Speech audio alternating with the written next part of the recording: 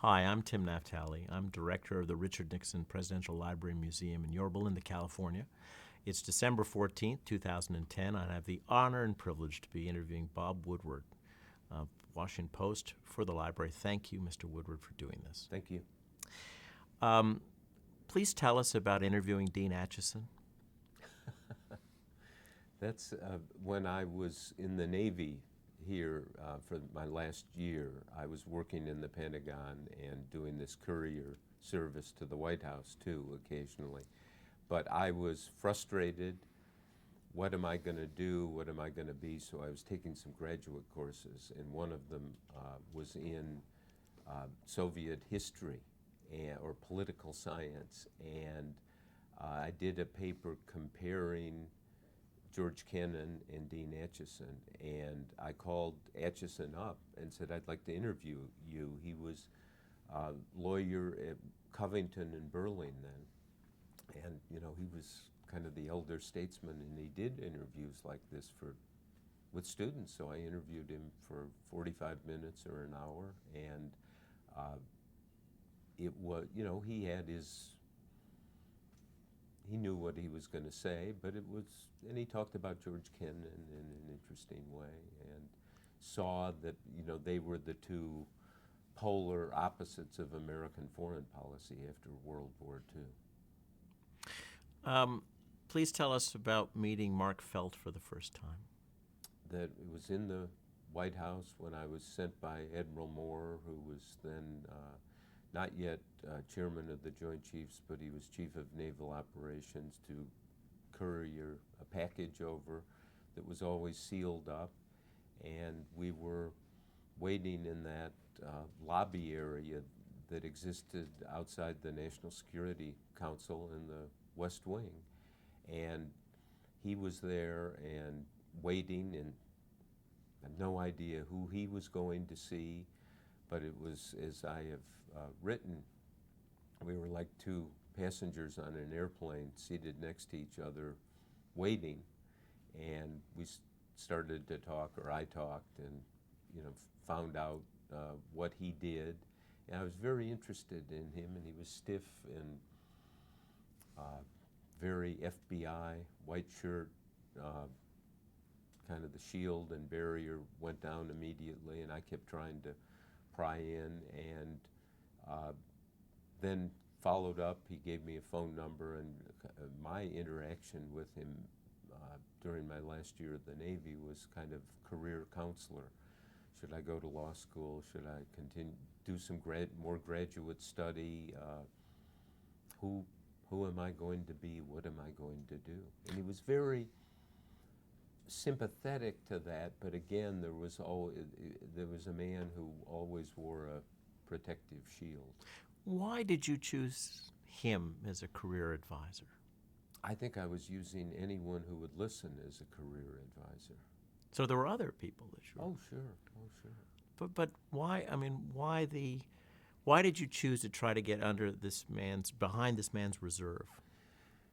Because obviously he'd been successful, and his reserve was very attractive, and he had gone to law school. I think he'd done some graduate work himself at George Washington University, and he tuned into the idea of this young man who doesn't know what he wants to do. And of course I was very aggressive in putting myself forward to him, but it was not,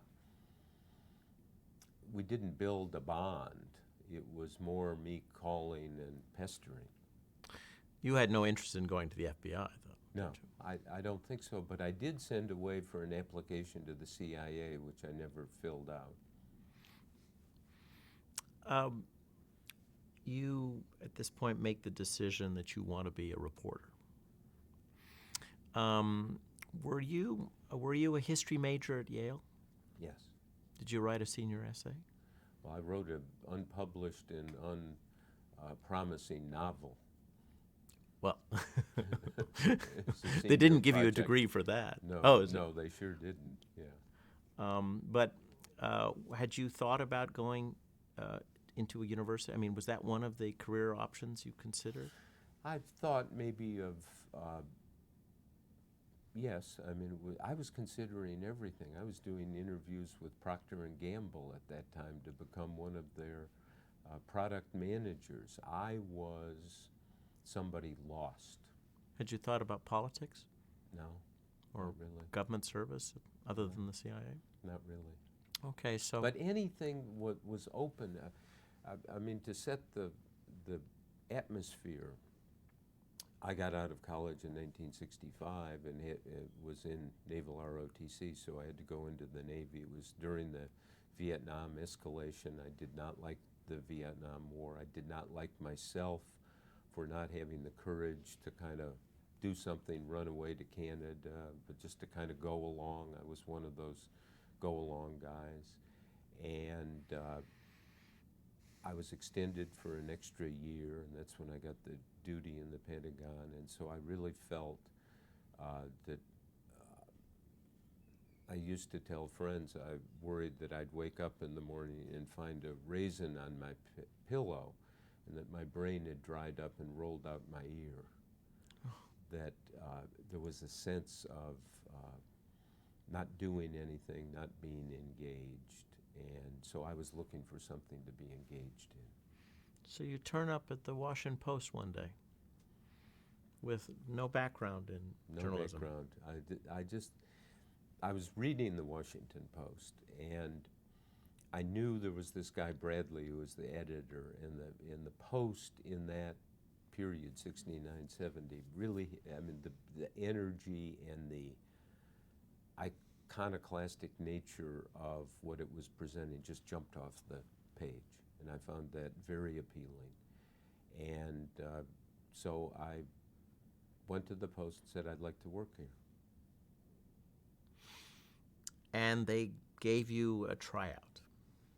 For 2 weeks, in which I wrote 14 stories or so, none of them published, and Harry Rosenfeld, who was the Metro editor, said, see, you're no good.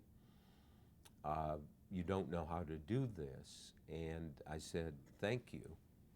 He said, why are you thanking me? I said, because I think I found what I want to do. I love the engagement, the sense of going to work in the morning, and the issue is what's hidden, what's unknown.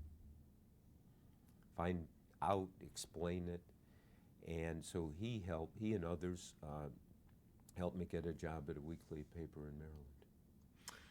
How was that experience? It was great. Roger Farquhar, who used to work at the Post, be state editor at the Post, was the editor at the Montgomery County Sentinel. And he had 4 reporters, and he was the classic seasoned newsman. And he would give me stories, pass along tips, and gave me a lot of rope to pursue investigative stories or do things that were just not the routine coverage. And he used to always tell me, you hate the scut work, but you like doing the, let's go dig into the records about the Attorney General of Maryland, which I did in one story. Well, you got some stories picked up, didn't you? Yes, by the Post. So how long was this, were you in the farm leagues? 1 year.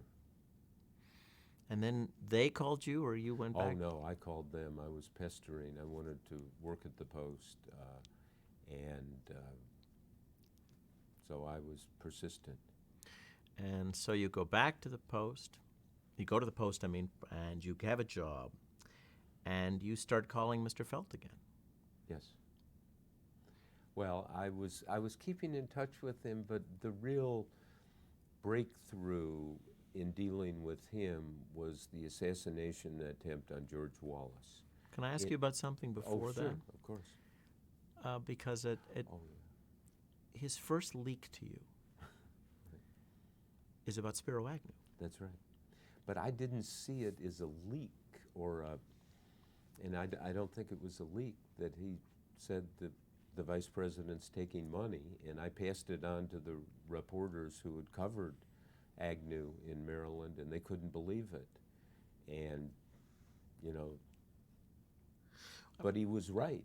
Yeah, I want to step back Yeah. for a moment because some people who have looked at his motives see that he was angry because he didn't replace Hoover, but Hoover was alive when he gave you this information. So you must have developed some kind of rapport with him. Well, I mean, it was very clear I wasn't to use it or quote him. But again, you know, this is the craft of the reporter. You talk to people and you listen, and you have to really just let the silence suck out the truth. And you know, I was calling him and talking to him, and I was working on this. Well, I guess no, this was before the Wallace assassination, wasn't it? Yeah. Yeah. And he had it right. And the FBI somehow knew, whether officially, whether in investigations, that early, that the vice president was taking money. Please, and you then passed the story along, I guess, to Richard Cohen. Who just didn't believe it, thought it was incredible. And I said, well, that's what I've heard. Now let's talk about Wallace. Well, Wallace is shot out here in Prince George's County, Washington suburb, and by Arthur Bremer. And I was a local police reporter and got in on the story, and Mark Felt knew, you know, everything in the FBI about this or could find it out, and he helped me and pointed me towards some stories, including the fact that Arthur Bremer had actually been stalking, I think, Nixon. And of course, the story they wanted to get out, the FBI and the Nixon White House, was that Bremer acted alone, which all evidence supports. But that's something I also wrote in the stories that served their interest. You described this as a breakthrough. How was it a breakthrough in your relationship with Felt? Well, he'd given me something that I found a way to use it without implicating the FBI or him. That was the key. In this period before June 17th, how well did you know Carl Bernstein?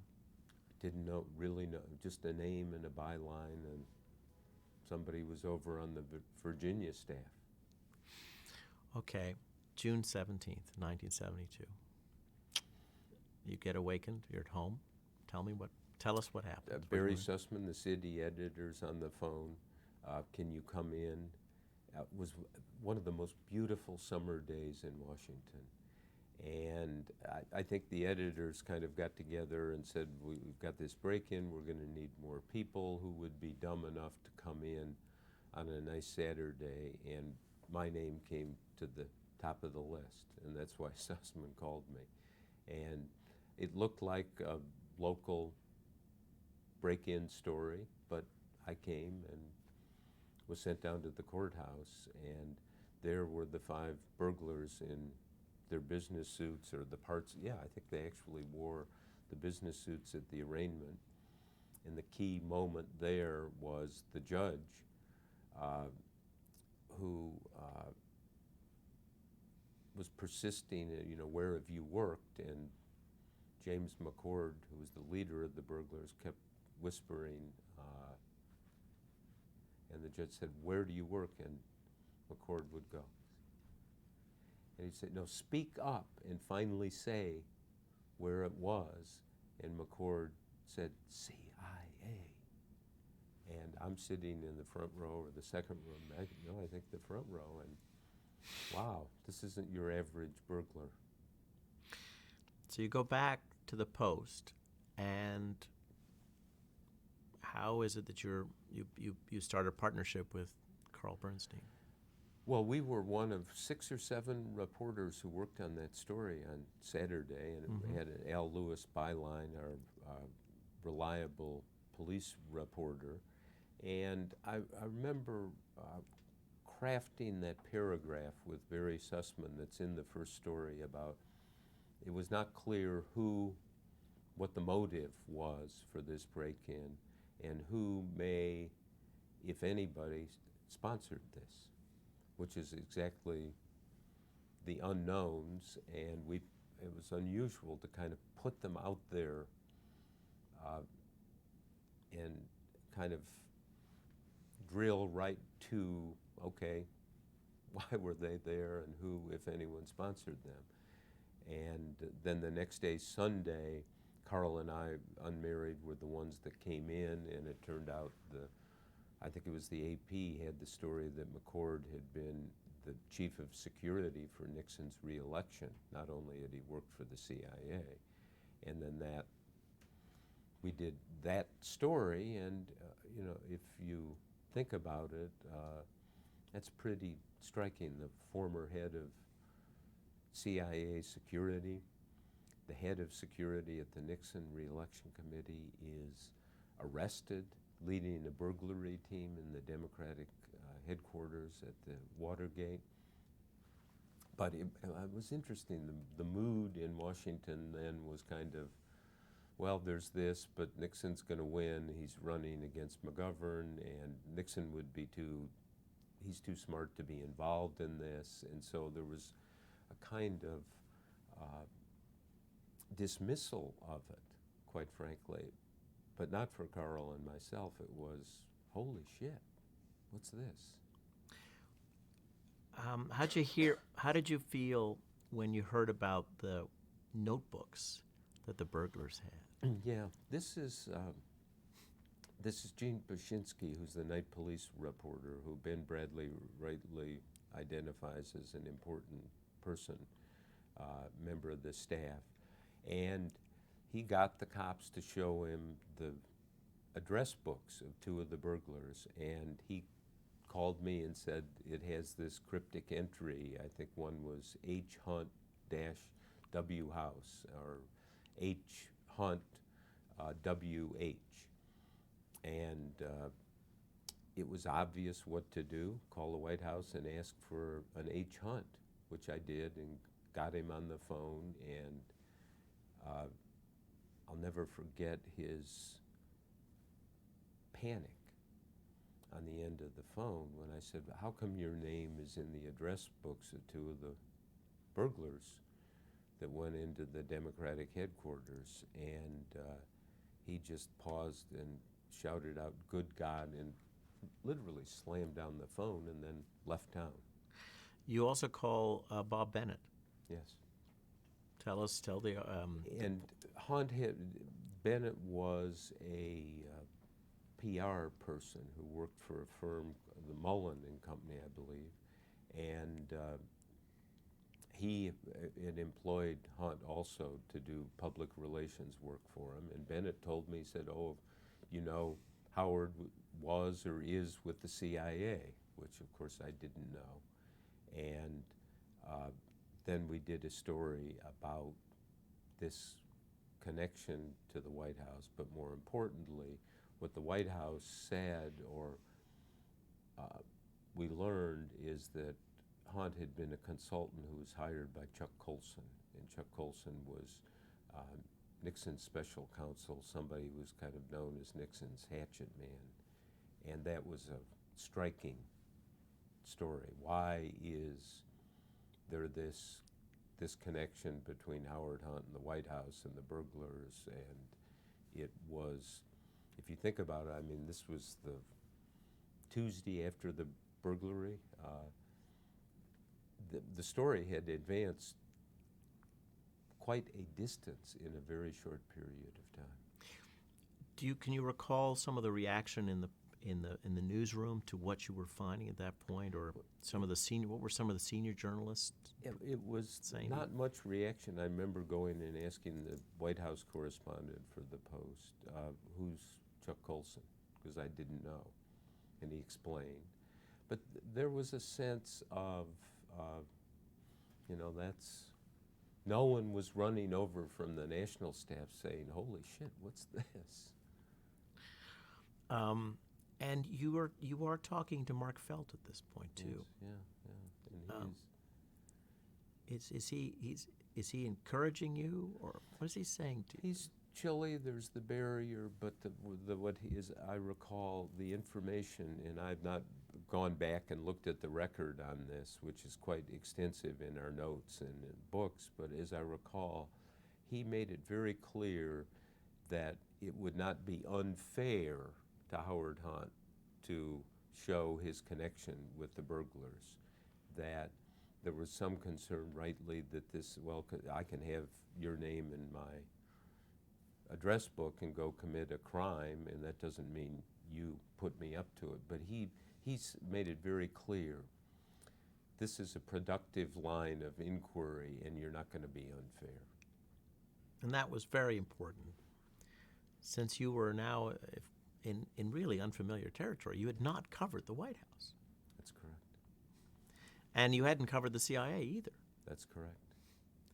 So what kind of background reading? What did you do? I mean, you were really how did you get, because I get the sense that you were somebody who did his homework. So what did you do to sort of build some context around Well, I this? was trying to talk to people who had worked with Hunt or knew him or in his neighborhood, or trying to find out more about Colson. I knew a woman who worked in the White House for John Ehrlichman. I was asking her, and just anywhere you can get information. But again, what's important to understand, this is a newspaper and this is not to diminish what we do, but we're a factory. Things come in, you do this story, you move on to the next story. There was something about this story that was very attractive, but I'm at a point where I'm looking for lots of stories, doing lots of things. Something was never put in any of the books right at this time, because I was doing police reporting. I'd done a big story about a big Puerto Rican drug dealer named Pedro Mayari. And on the front page, and I thought this whole Puerto Rican drug dealer story was the big thing.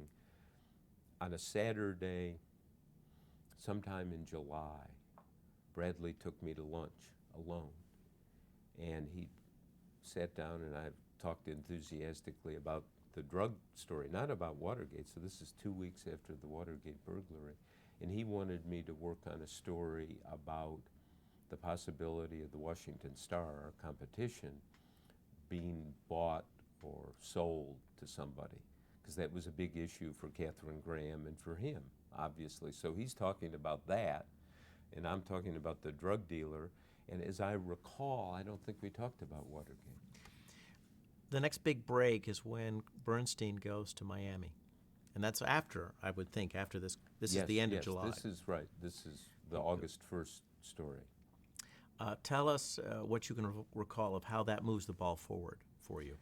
Well, this was Carl at his best and most aggressive, getting the check made out to Kenneth H. Dahlberg.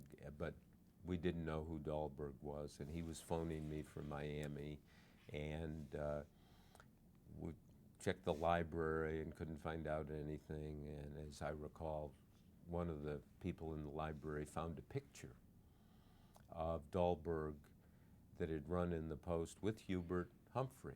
So I thought, oh, well, maybe he's from Minnesota. So we got the Minnesota phone directory and tracked down Dahlberg, and there was a phone number, and I called him, and he was quite reluctant, but he said, yes, the $25,000 check that had been made out to him was a contribution to the Nixon re-election committee. He'd endorsed it. He had given it to Maurice Stans, who was Nixon's chief fundraiser, on a golf course. And it turned out that this $25,000 check had been deposited in the bank account of one of the Watergate burglars. And so there was this connecting of the dots that was quite astonishing. Did that change the way in which you approached the story? Or again, is this a factory? This is your next story. You move on to the next. Yeah, well, Is there a momentum that's building there's here? a momentum that's building that because the city editor, Barry Sussman, I remember when he finally edited the story, I think he turned to me and said, "We've never had a story like this." Because when you look at at this now, it seems inevitable. But of course, you didn't know how it was going to play out. That's correct. And I wondered how important this particular phase was in building up the momentum. He is saying that this was, we've never had a story like this, or words to that effect. I also, a friend was Jerry Landauer, who was the chief investigative reporter at the Wall Street Journal. And we talked, his girlfriend had an apartment in the same building I lived in, and I think we had dinner after that. And I remember Jerry Landauer, who was really one of the great digger investigators for the Wall Street Journal and did campaign finance, said to me, I would give my left testicle to have had that story. That and the facts of it and what Sussman said made it clear this is of a new dimension. This is also, I guess, in retrospect, a watershed in your relationship with Mark Felt, because isn't this the time when you discuss how to signal each other and where to meet? Yes, and this is where the clandestine signaling system develops, and clearly more was up than I realized.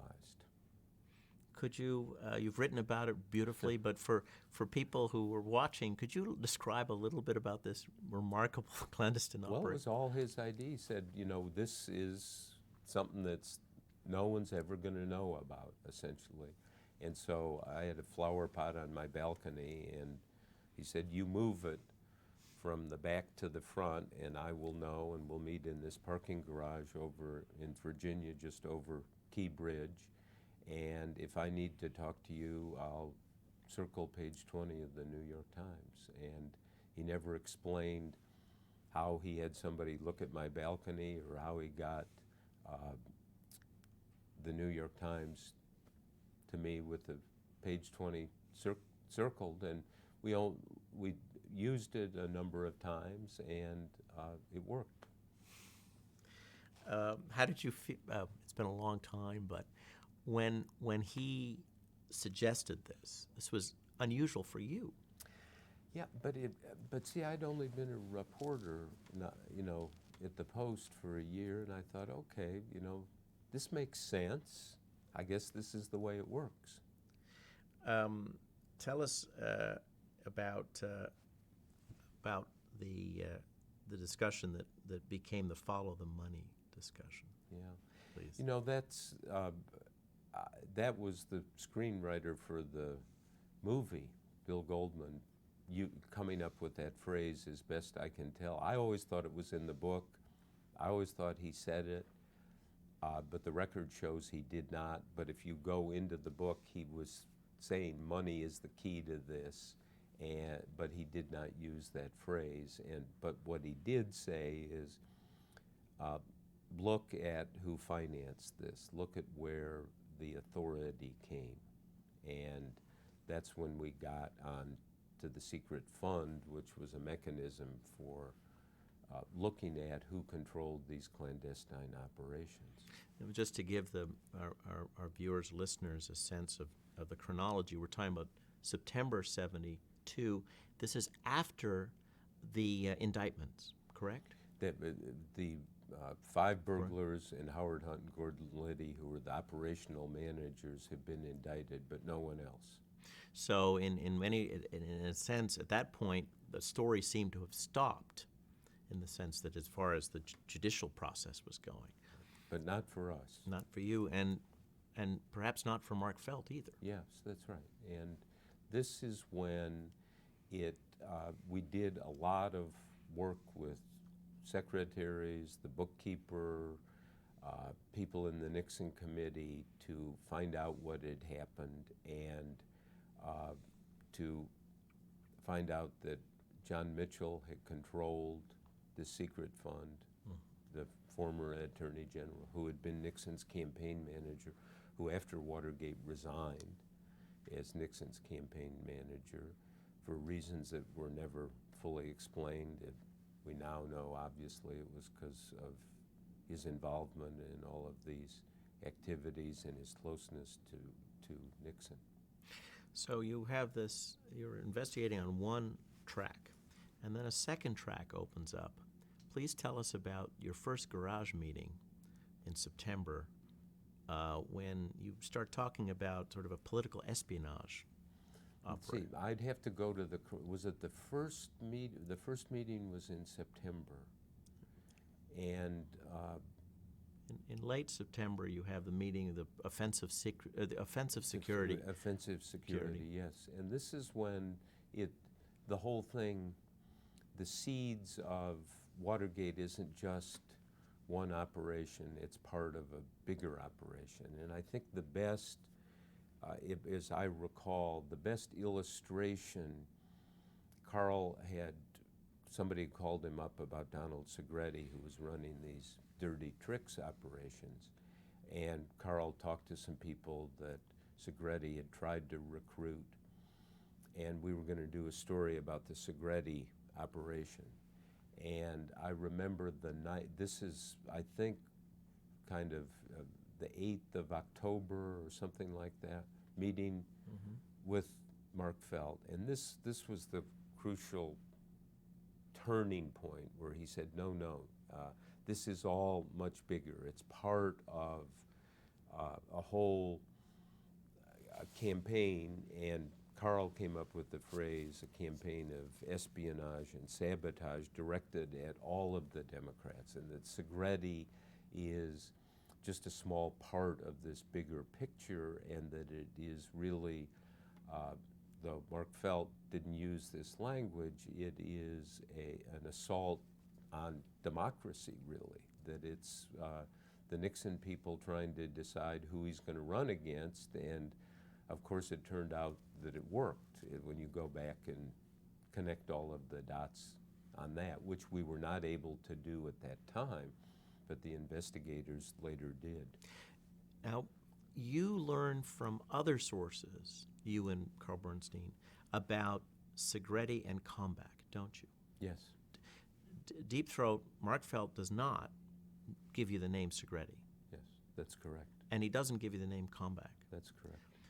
Could you help us put into some perspective how your reporting was working? I mean, you had other important sources. Yes, and in fact we had a couple of sources who are still alive, I think, that have never been named in all of this retrospective on Watergate. We were talking to everyone. We were trying to fit the pieces together. The key moments were this Segretti operation and the money, and Hugh Sloan, who was the treasurer for the Nixon committee, he was a key source on all of this.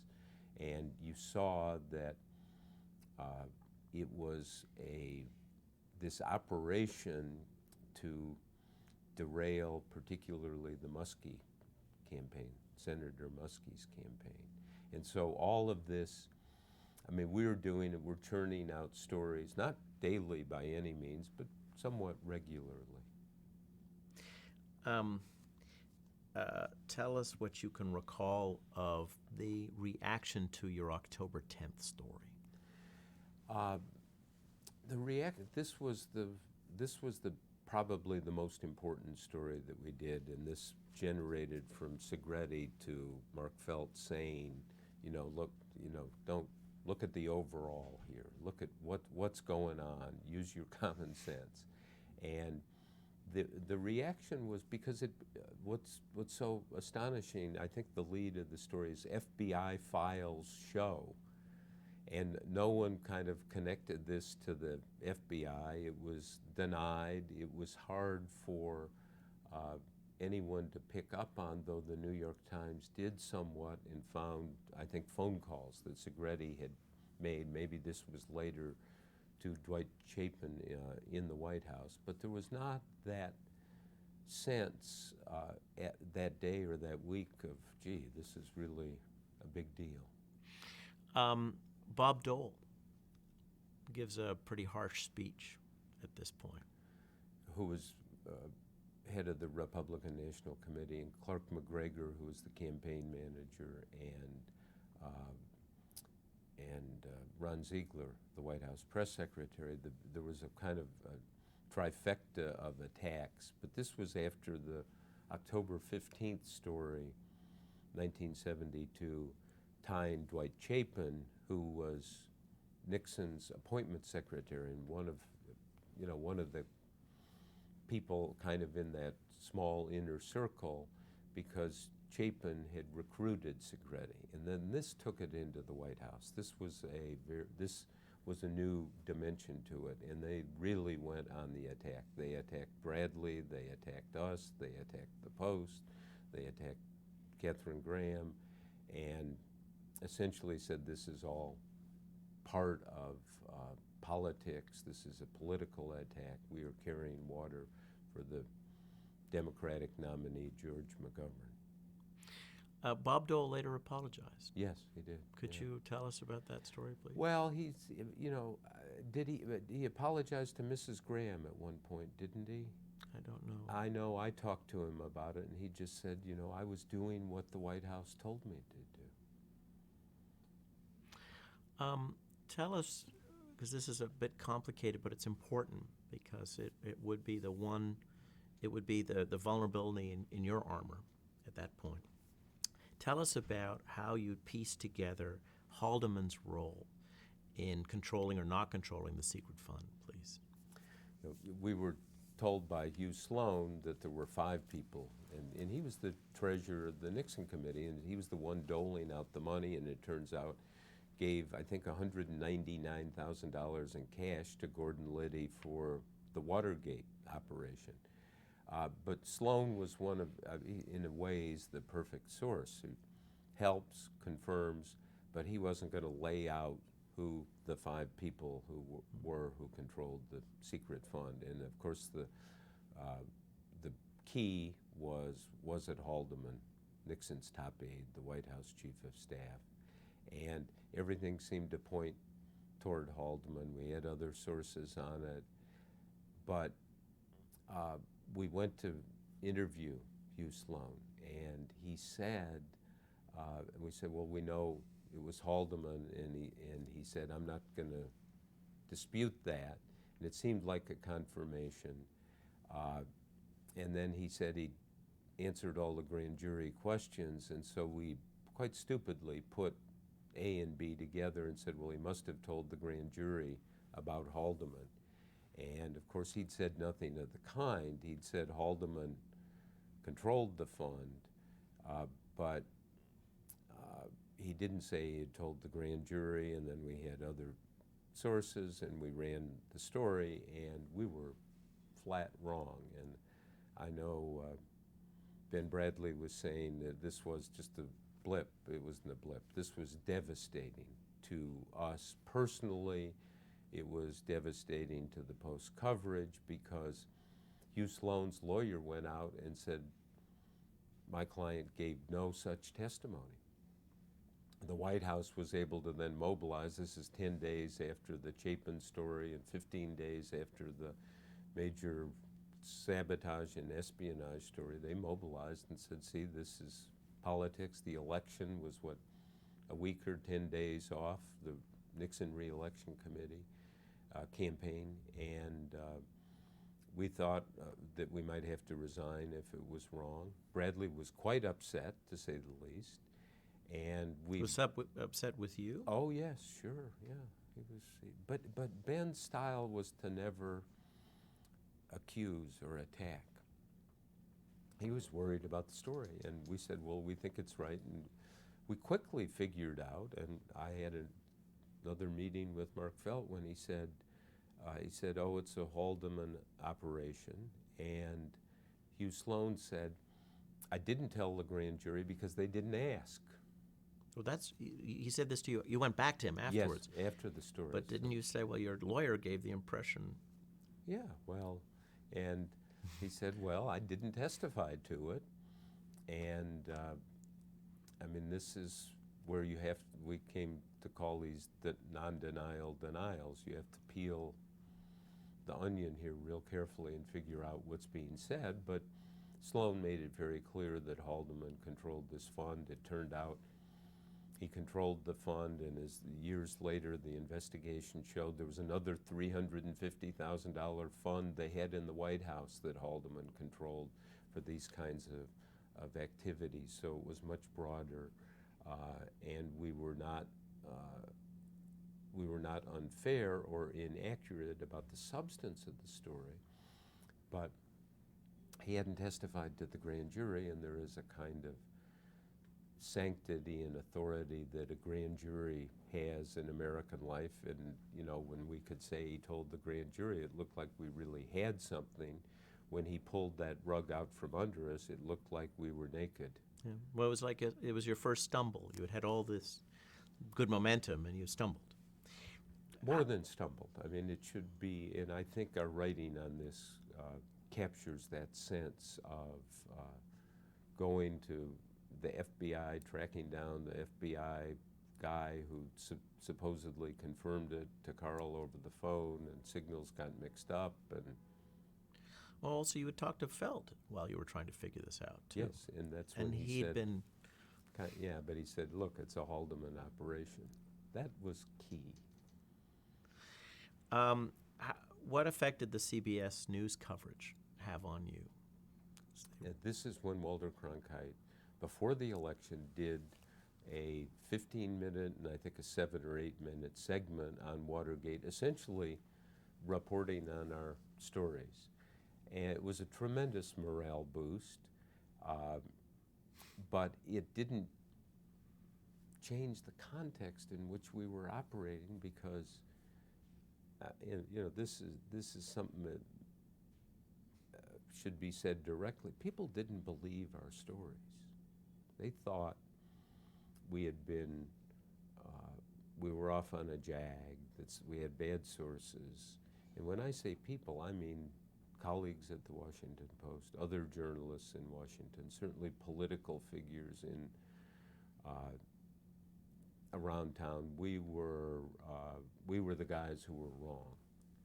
And when you have the attack machinery that the White House was able to mobilize at that time, it gets your attention and you feel diminished.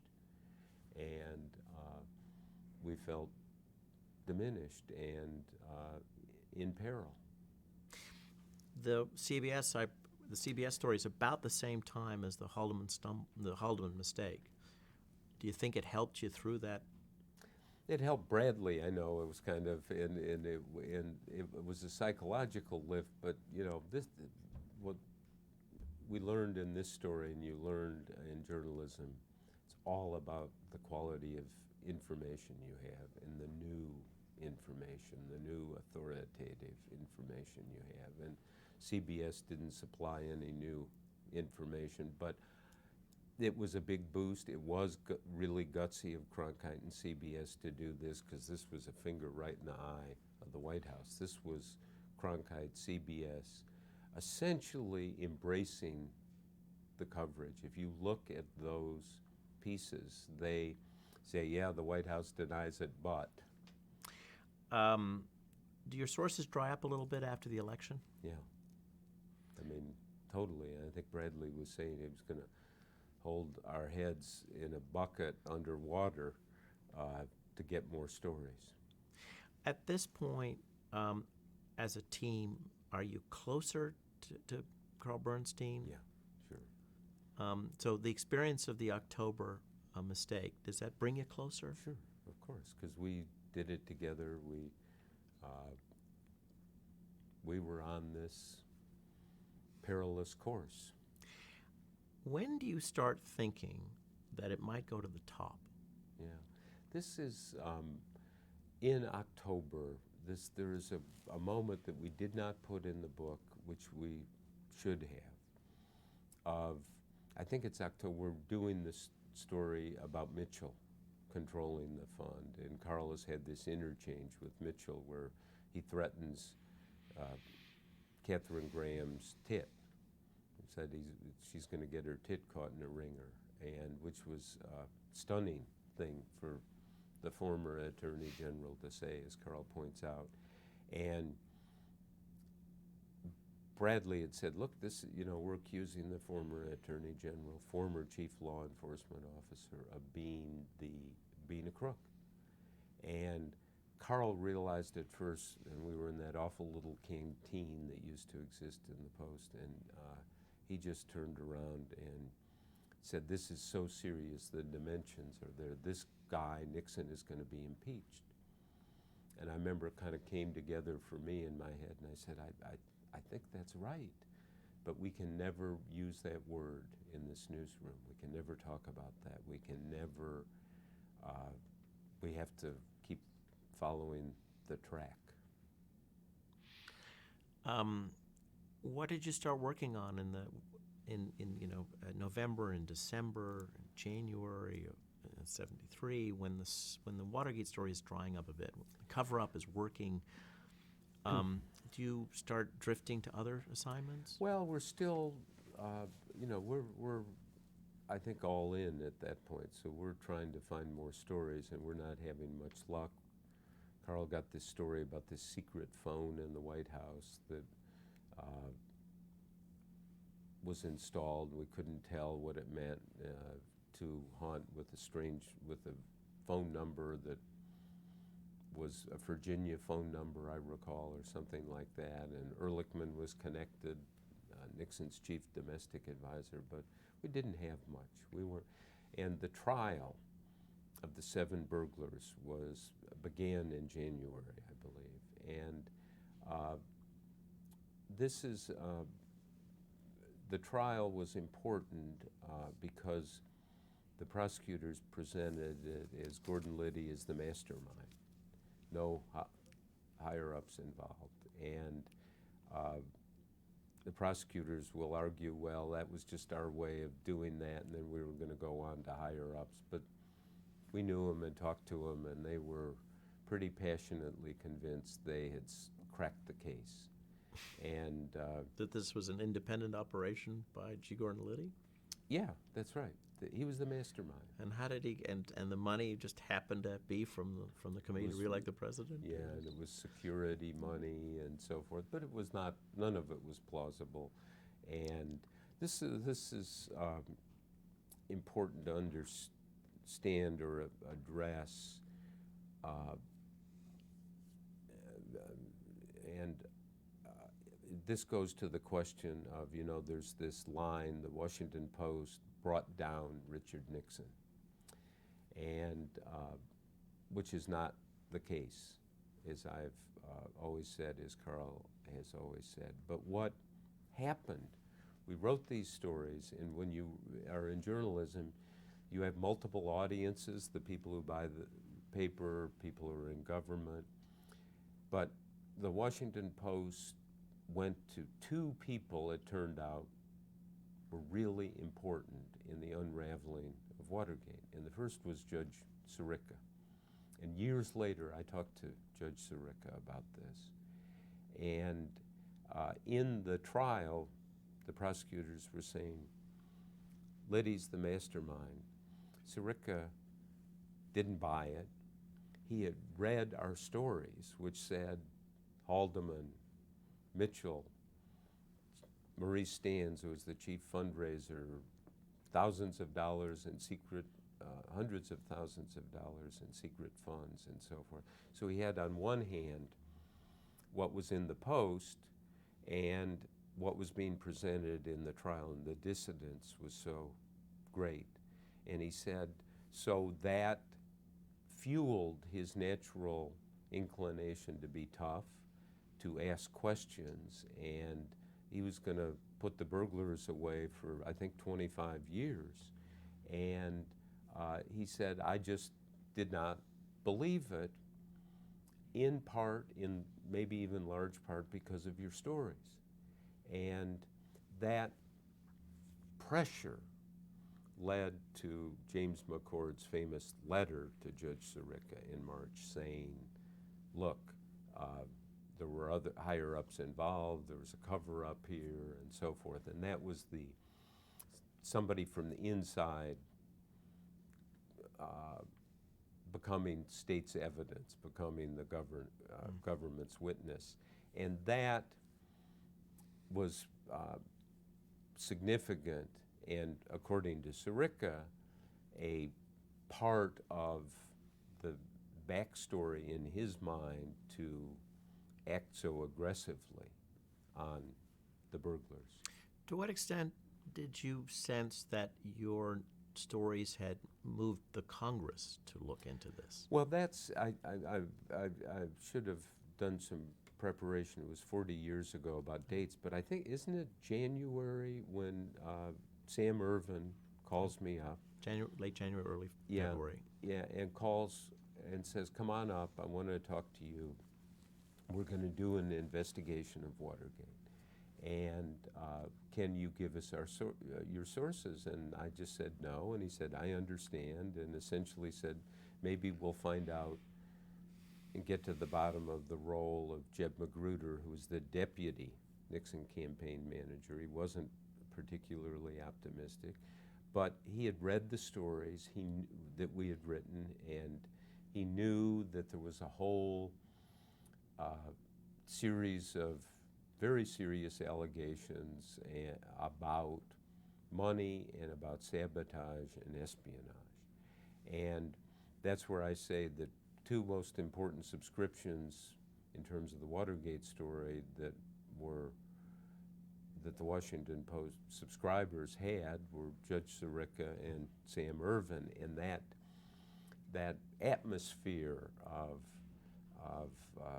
immense doubt they had naturally, but with specifics of names and money and a, if you will, theory of the case.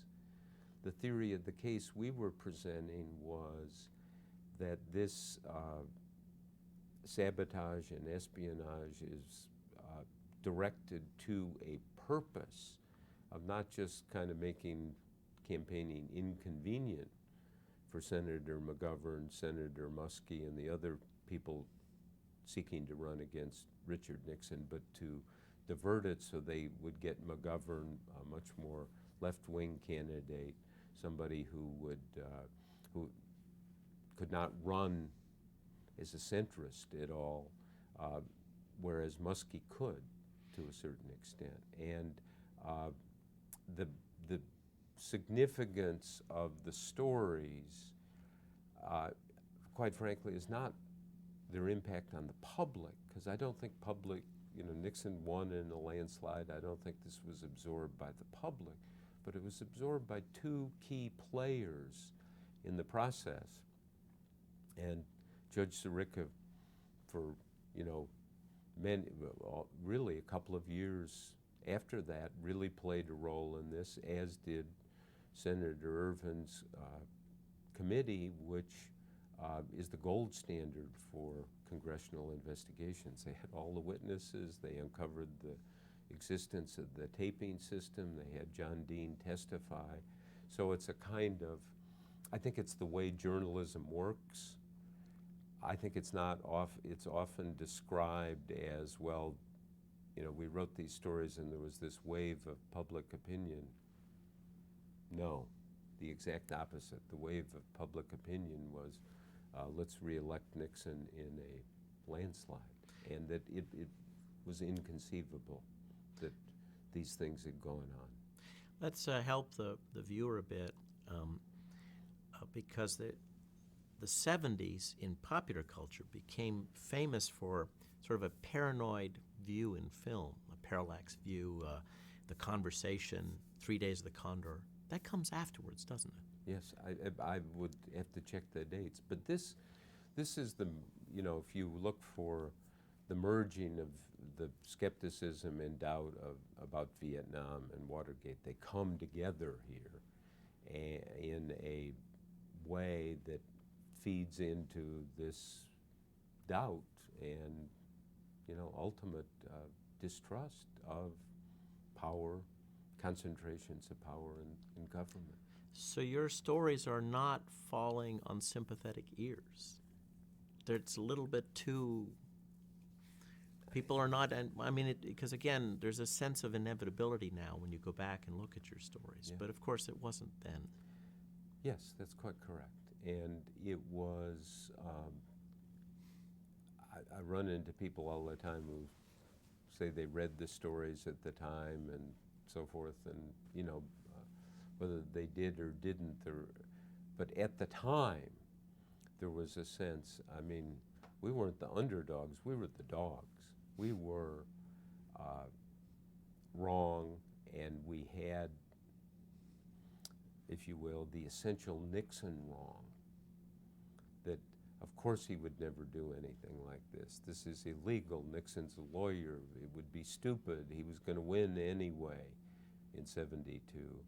And you unpack that, to use your term, and you go back and look at those moments, and it was not absorbed by the culture. Would you like some water? Yeah, thanks. It's just, sorry. It's not absorbed by the culture, but you get an opportunity to write about it. When do you start thinking about what would become All the President's Men? Well, that was, again, an accident. We had signed up to do a book about Watergate, and it was unraveling in '73. Day after day, there was the Irvin Committee, eventually a special prosecutor, and you couldn't keep track of it. And if we got something new, it would come out within weeks or days. And so Carl and I decided we have to write about what we know, our own experience covering this story. Because the story hadn't ended yet. That's right. President Nixon, he was still in office.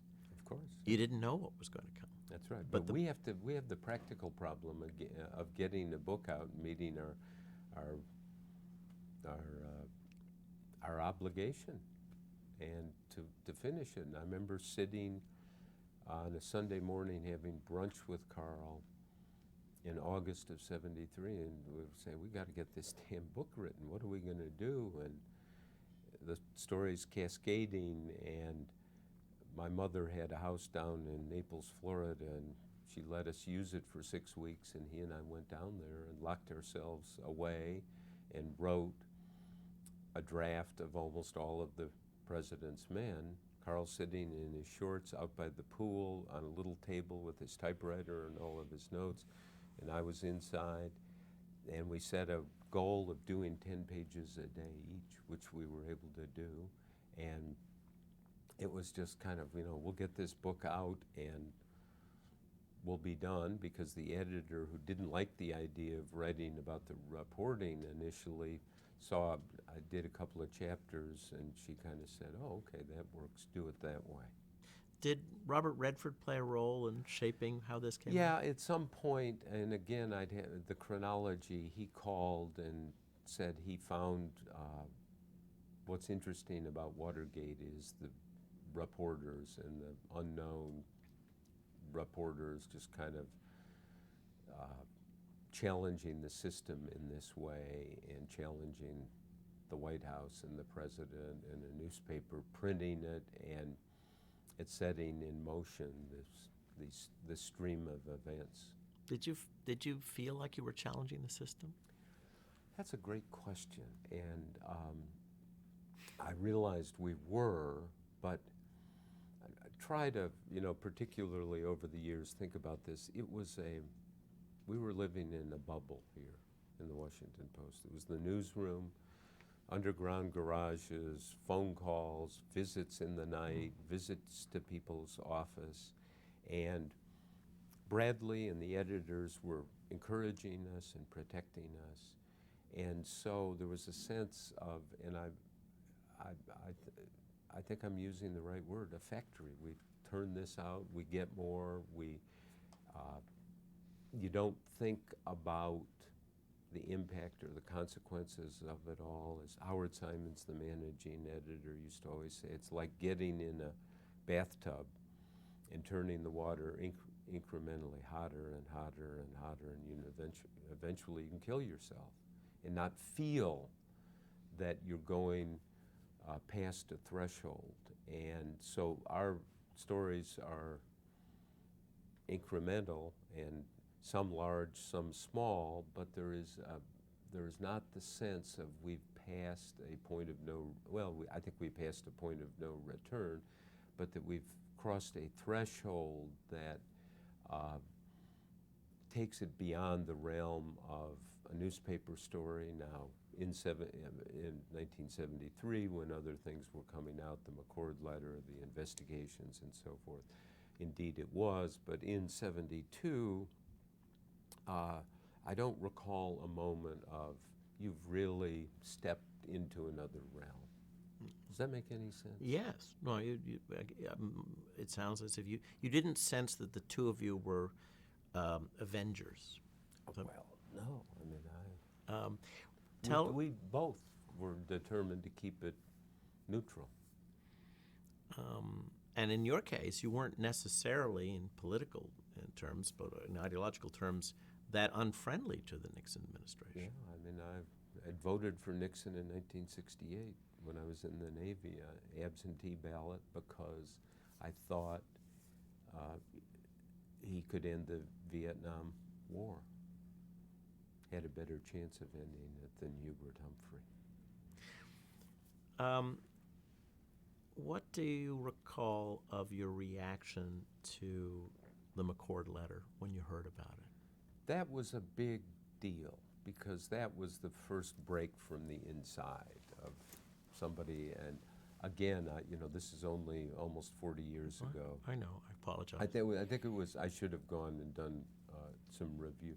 Wasn't it Howard Simons or somebody said, there's this letter, and looking at the letter, and there it was. Essentially, the outline of a concealment and argument that higher ups were involved. Did you help the Senate committee investigators in any way? Did they come to you for help? Sam Dash, who was the chief counsel, tried to hire me. And I said, I'm going to keep doing what I'm doing. And he said, who would you hire? And I said, well, I'd hire smart people. And he said, who's the smartest person you know? And I gave him the name of Scott Armstrong, who he hired as an investigator. And Scott played a critical role in discovering the taping system. Scott, very persistent investigator, looked at all the satellite witnesses after Dean's testimony, who can corroborate or who would dispute Dean's testimony, and Alexander Butterfield was one of them. Actually, Scott had asked me who are the satellite witnesses, and I think Butterfield's name came up. Again, it's in All the President's Men. One of us raised it, and I said, oh yeah, I tried to talk to him, and he wouldn't talk, and somebody said he was connected to internal security, which suggested eavesdropping, and they then called Butterfield in and grilled him for hours, and he finally disclosed the taping system. Before we get to the disclosure and its effect on you, what was it like to watch Dean's testimony? It was potent, because he was going further than we had gone.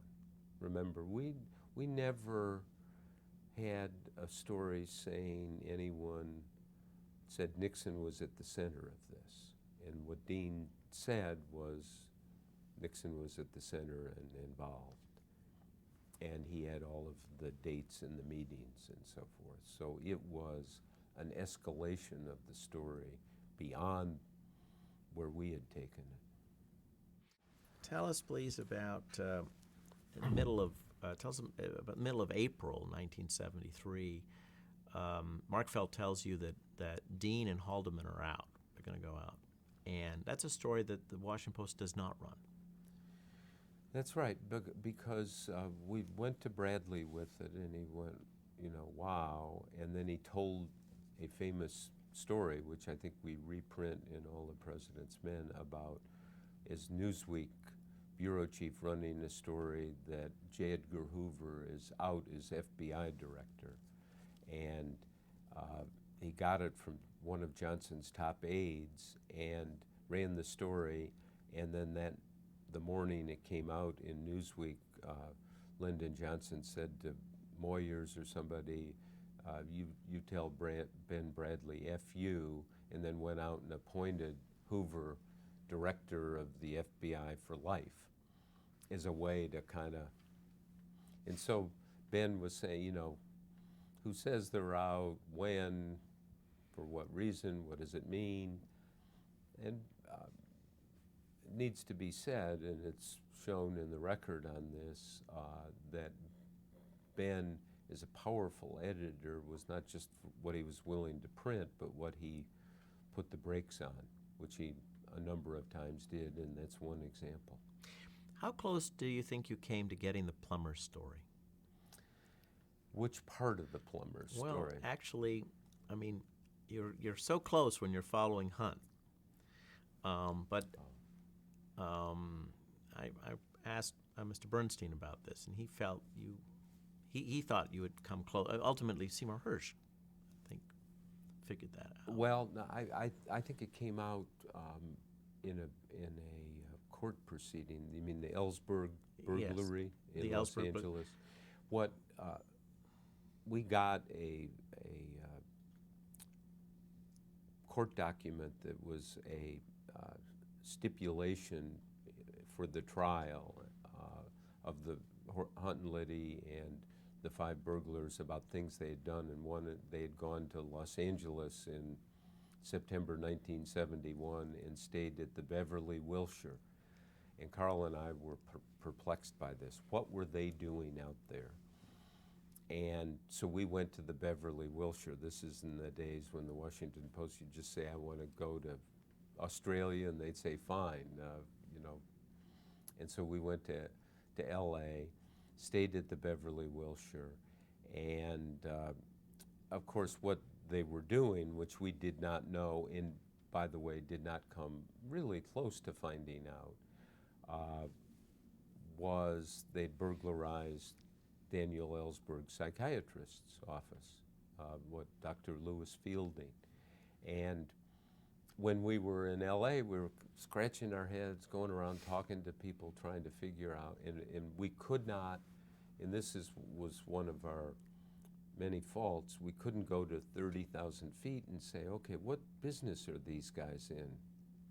Burglary, breaking and entering. Well, let's take those dates they were here and check the police blotter and see if there were any break-ins during that period. It's conceivable we might have found Lewis Fielding, seen him, connected it to Ellsberg. I don't know. But it is an interesting demonstration of not connecting the dots. In May of 1973, this is when you have a meeting with Mark Felt, and he scares you a little bit. Yeah. Could you please tell us what you remember that? I mean, this is where he said, the stakes are so high, lives could be in danger. There's eavesdropping going on. There are all kinds of covert activities by the CIA and so forth, and you know, which if you fast forward, you realize what he was, you know, this is the FBI, which distrusted the CIA, and they realized the CIA was into domestic spying, and that's what he was talking about, I believe. But we focused on, and I focused on, and I think in an overly paranoid way, about lives could be in danger, meaning our lives are in danger, and you know, the whole environment of meeting in the middle of the night in a underground parking garage. I don't know that you've ever been in one at 2 or 3 a.m. when no one's there. It's pretty chilling, and it got to me, and I think my report was a little overly emotional. But we took it seriously, and I think what he was saying was, don't let your guard down. The stakes are really getting out of control here. And we actually met at a different part of the Post and had our phones checked. And Now, when Haldeman and Ehrlichman and Dean and Clandestine leave the White House, do you think that's the end of, I mean, in the sense that this is before John Dean testifies, and as you say, This he's the is first, April 30th, April 30th. 73. Is this, I mean, in a sense, is your story over then? I mean, is that why writing All the President's Men is possible? Because in retrospect, All the President's Men was written before the ultimate conclusion. Oh, indeed. It was published before Yes. the ultimate conclusion. So in a sense, at that point, did you think the story ended with them? No, it was obvious it wasn't ending, but that was a big turning point because we had accused Haldeman in this, story that we had screwed up, only 6 months, 7 months earlier. So the splatter from that was still on us. So there was a sense of, now he's resigning because of the, Watergate cover-up and so forth and the whole thing. I mean, there was a sense of the Nixon presidency unraveling at that point, but not over. What was your reaction when you heard that there was a taping system? This story we tell in All the President's Men, after Butterfield was grilled, 2 people involved in that told me that there was a taping system, and everything, all the office meetings, all the phone calls, and I stewed on it all day. This was a Saturday, and I called Bradley at home at night, no chain of command, and it said, there's a taping system, got good sources on it, what do you think? And he said, and I think it's in the book, well, don't bust one on it. It kind of was, I think he was disbelieving also. It was late Saturday night, so I took Sunday off, and Monday, then Butterfield is called and testifies to it, and Ben came by my desk, because I think he said also on Saturday, he said, well, it's a B-plus story, and said, oh, it's more than a B-plus. And there then was the sense, oh, there's a record. Did you have a little joke with Richard Cohen later that summer when the Agnew material came out? Yeah. I mean, I don't remember what he said. I know he was astounded. Said, well, because you told him him about a year earlier, over a year earlier. Over a year earlier, yeah. But in fairness to him, and I mean, what was the it? There was no name, there was no amount of money, there was no date. How was your relationship with Mark Felt in the summer of the end of '73? Well, he had left the FBI. He'd been, and he still kept in touch, and he was the one who gave me the tip that there was an erasure on one of the tapes, and that was a big deal.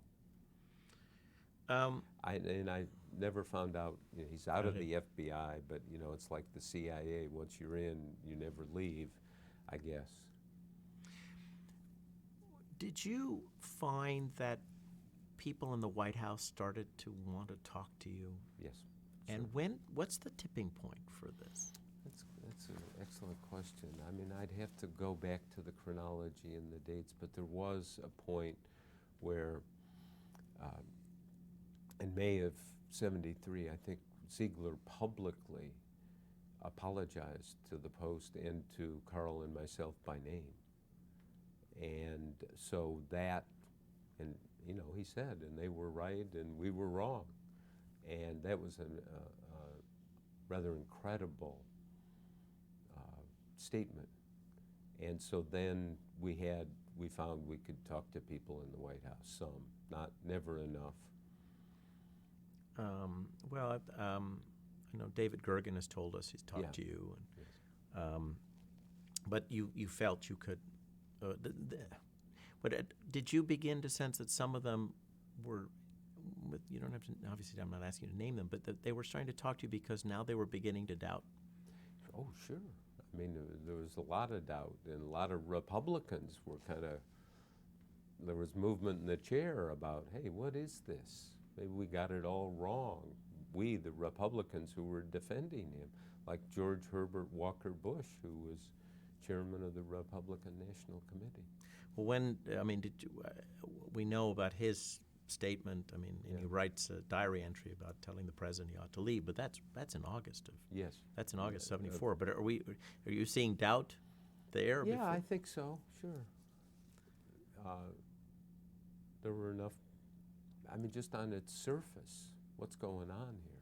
Well, can you recall someone in the sort of the late part of '73, perhaps after the Saturday Night Massacre, comes to you and, I mean, you're much more prominent now than you were before, both you and Carl Bernstein, and says, you might be right, or.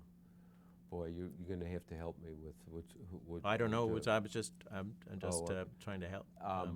Well, there were people in the White House who were still alive, who were confidential sources, who were saying things. I mean, I think I talked to Fred Bazart, it was one of Nixon's lawyers, on the record, and I think we ran a front-page story of Bazart saying, not that he had doubt, but that it's hard to get the facts and hard to find out. Here's the president's lawyer on the record saying, I can't find out what happened. You win the Pulitzer, and the newspaper wins the Pulitzer for your reporting in '73. What does a Pulitzer mean for a journalist? Well, there was an ambiguity about this. It was to the paper and not to us, and for a while we were upset, and this was our, we shouldn't have been upset. We're identified with the story. But as I tell people who win Pulitzer Prizes, you win a Pulitzer Prize on Tuesday, and on Wednesday you go to work. It really doesn't change much. And if you're thinking about it, it shouldn't change much inside either. What, though, you become celebrities at a certain point? Is it not more difficult to be a reporter, or is it easier? It cuts both ways, and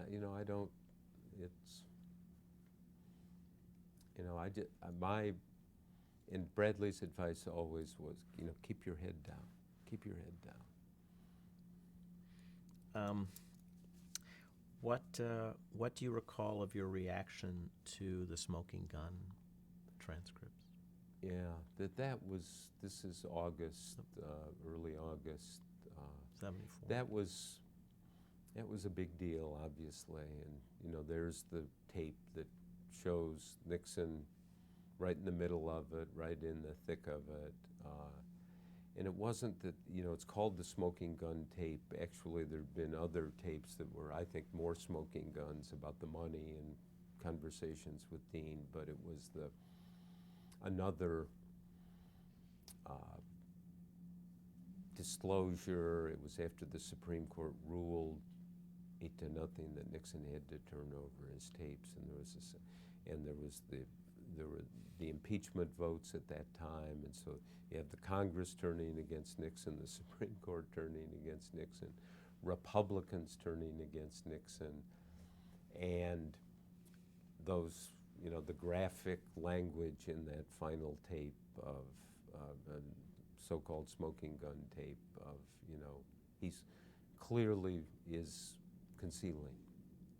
Did you ever have a chance to ask Mark Felt about that particular incident when the FBI was told not to do something? Not really, no. Because, see, he was out of the FBI. Yes. And the last thing I think he gave me was about the erasure on a tape. And so we're developing active sources, and everything goes on in through '74, and then we publish All the President's Men in April of '74, and I had called to ask him to see if I could identify him, and he went bananas that I'd even think about it. And then the idea that there was a secret source, a deep throat, he was really angry about, and that, the barrier became a cement wall. Because one wonders, and we can only speculate about how the pressure the CIA put on the FBI, which lasted about a couple of weeks, how that affected his thinking about where this investigation was going to go. Yeah, exactly. But because you've got the mysteries of the Mark Felt motive and the uncertain motive and the multiple motives of, he didn't get the job as FBI director, even acting, and he thought he was entitled. This guy, Gray, Pat Gray, is brought in, who's, not experienced, former submarine skipper and Justice Department official, a sense of the White House is really abusing the FBI, a level of personal outrage about it, but a sense of, you're exactly right. I think when you go back and look at it, the idea that the CIA was curtailing an FBI inquiry was just 10 red flags to any FBI person, including Felt, who had these suspicions and distrust of the Nixon White House. But as you look back, and you have to, I know, look at your notes, I suppose, Yeah. but he wasn't, was he sending you any signals that the CIA was engaged in a political operation? Not that I recall. I mean, you have to look at the whole record and the notes but I don't see anything like that. When you wrote All the President's Men, you had to edit it so that you protected Mark Felt. What did you leave out? His name and yes. Specifically that he worked for the FBI or the Justice Department. I think the identification in All the President's Men is a sensitive position in the executive branch. But were there some details he had given you, or some moments in the story that you had to? Boy, the notes are at the University of Texas. What effect do you think your journalistic achievement, had on journalism? You were a participant, but I know you also were an observer. Yeah. What happened? They made a movie about it. It had the consequence of being part of the story that led to Richard Nixon's resignation, and it seemed to have a glamour to it.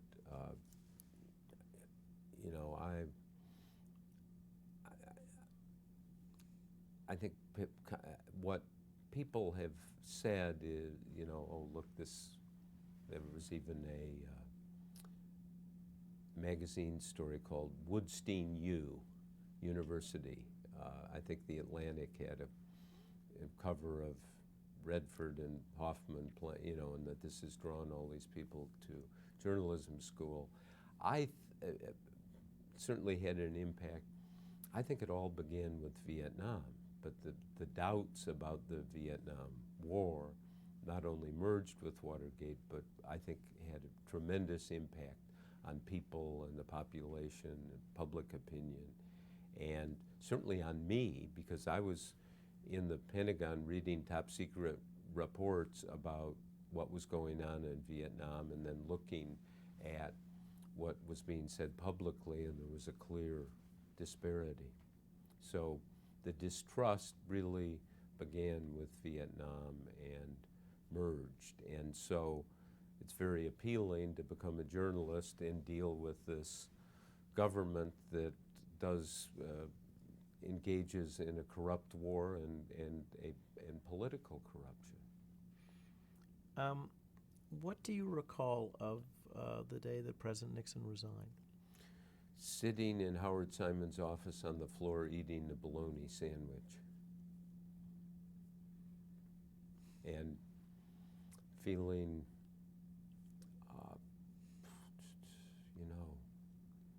just kind of quiet and silent and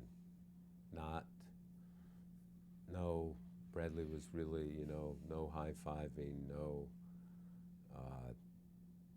and he was right, and there was no way to feel that. There was a sense of something had moved, crossed a threshold that was totally unexpected and unintended. You write a book about 15 years later about the legacy of Watergate, the shadow. Tell us, one of the things that's striking about that is that you wrote that Nixon's successors did not comprehend the distrust he left behind. Yeah. Would you sort of unpack that a little and explain what you meant by that? They didn't get that the press is more aggressive, and they kind of knew it and they would articulate it, but they didn't think it pertained to them, that the Congress is more aggressive, the public is more skeptical. And so the effort at concealment and not having a transparent White House and government persisted in a way that, there's something about the White House that makes people feel that, okay, in a sense, the history of scandal doesn't apply to us because our motives are pure and everything is fine. And so they pull back, and I think to their own detriment. So even President Clinton, who was very much active and live in the Watergate period, and Hillary Clinton, who'd been counsel to, I believe, the House Judiciary Committee. Yeah. For them, that was somebody else's story? Yeah, kind of. And I mean, look at what happened in the Clinton presidency. Yes. If they just turned over all the Whitewater documents, it would have gone away. But they were kind of, the press will misuse the truth. In the end, the job of a reporter is to get people to trust you with the truth. And I think seasoned political people in government, the smart ones realize, you got to get it out. You can't hide. It doesn't work. As Nixon said, the cover-up is worse than the initial incident.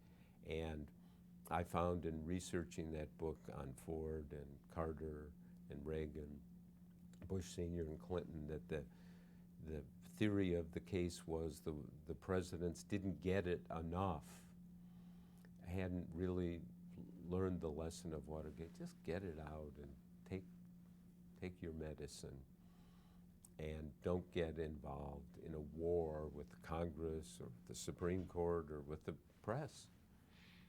Have presidents learned that since? Well, there's people made stabs at it. I mean, this is a subject we could talk. I did 4 books on Bush and interviewed Bush for hours, and he would say, you're trying to get into my head. That's okay. I want you to.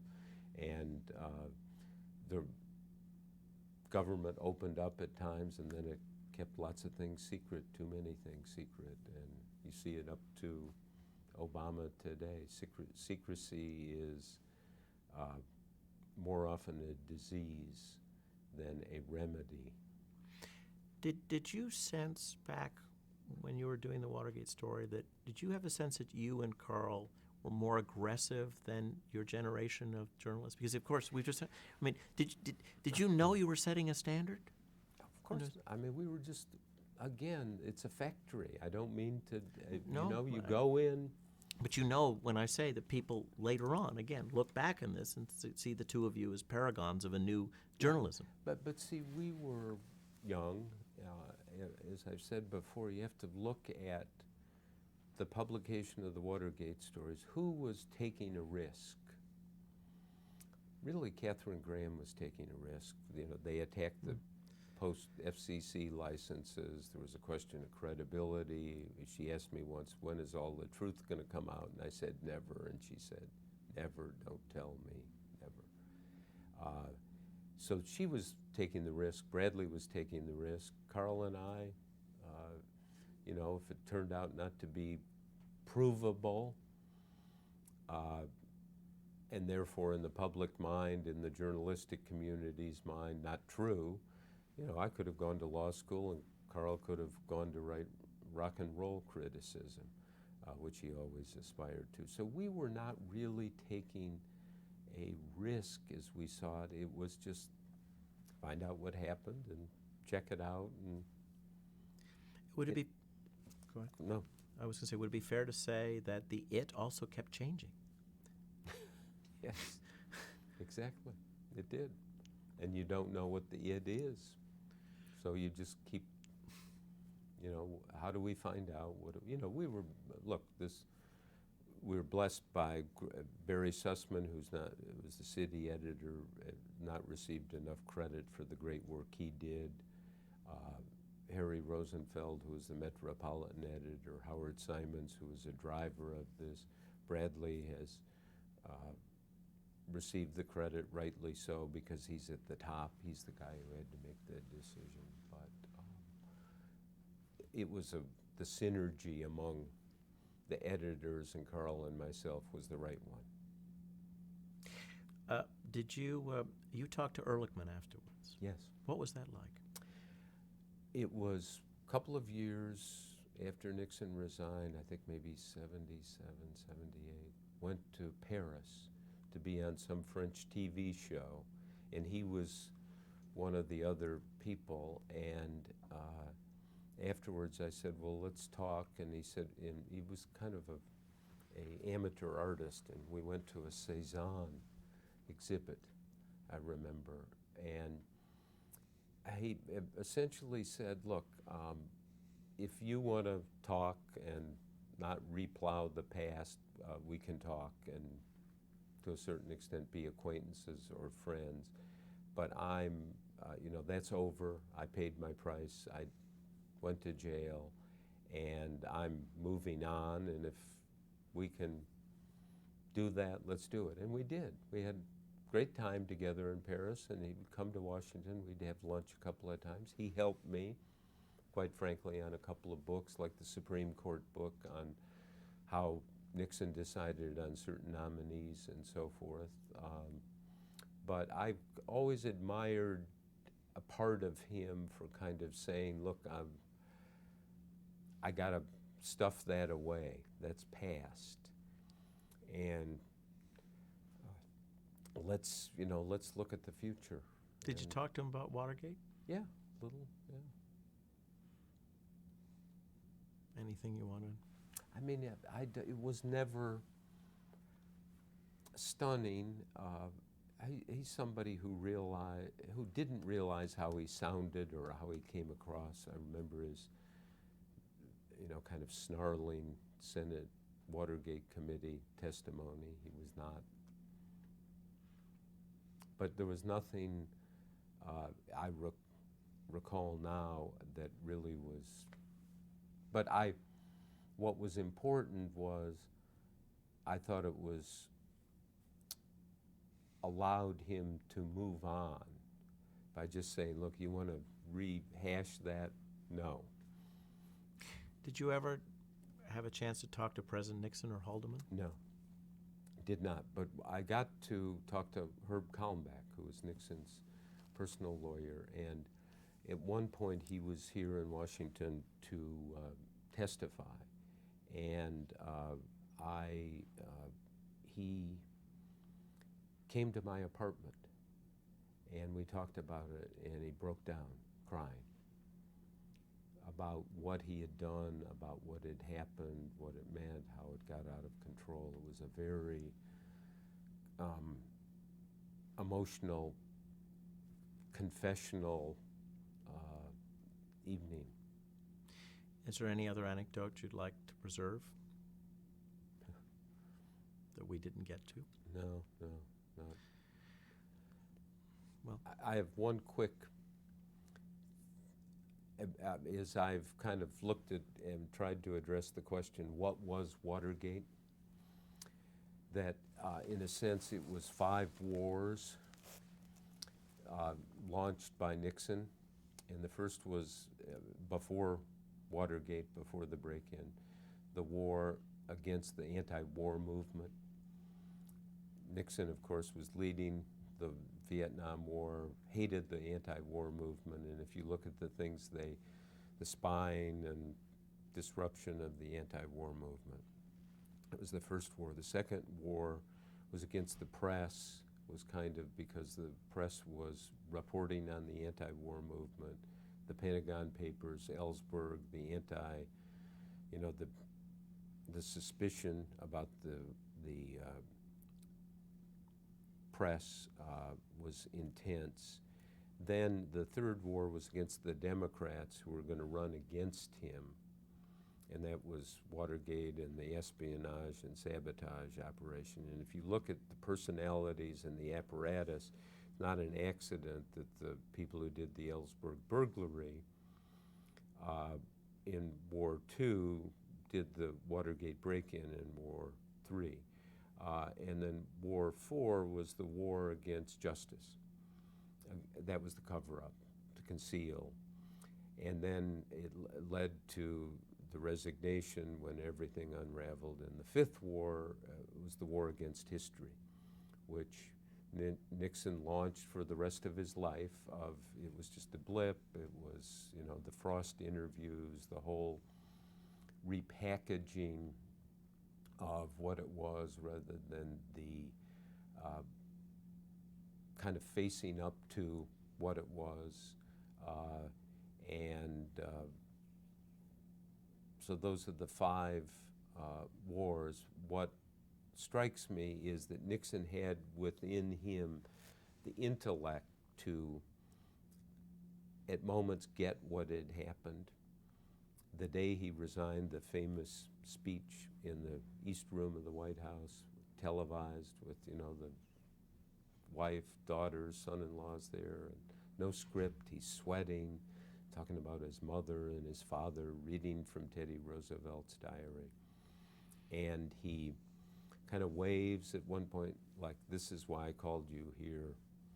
And then he says that really important line. He said, "Always remember, others may hate you, but those who hate you don't win unless you hate them, and then you destroy yourself." And at that moment when he's resigning, he realized that the poison was hate, that the piston driving him was hate. And that is such an intellectual self-revelation to present right at that moment in public. You have to, you almost want to say, you get it now. It's not that he could stay and not resign at that point, but it was the power of Nixon's intellect, which is apparent in so many things, at that moment, getting how he had destroyed himself. Did the system work? The system did work, and I think properly. I think if I ever did another book on Nixon, it would be called, which I won't, I hope, it'd be called The Wrong Man. That he was outside the mainstream of American presidents. Whether you disagree with American presidents or agree with them, they're trying to connect to the high purpose of the presidency. You listen to the Nixon tapes, and it's too much about Nixon. It's too much about use the power of the presidency as an instrument of personal revenge. Let's screw so-and-so, get the IRS, the FBI, the CIA on so-and-so.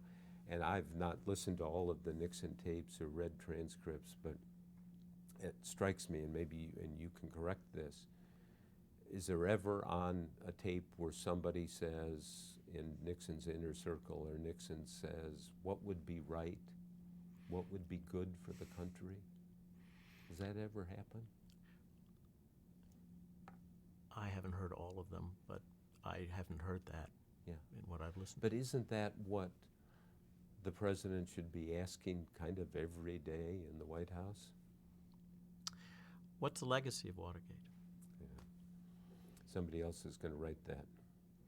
Are there any questions you have left about Watergate that didn't get Yes, lots. And they get into the details of things that I never, kind of are lingering, wouldn't change the story, I don't think. You were suggesting the other night there's a cover-up of something that worked. Well, we'll leave that for For others. conversation. I wanted to know what questions you had. Yeah. Bob Woodward, thank you very much. Thanks.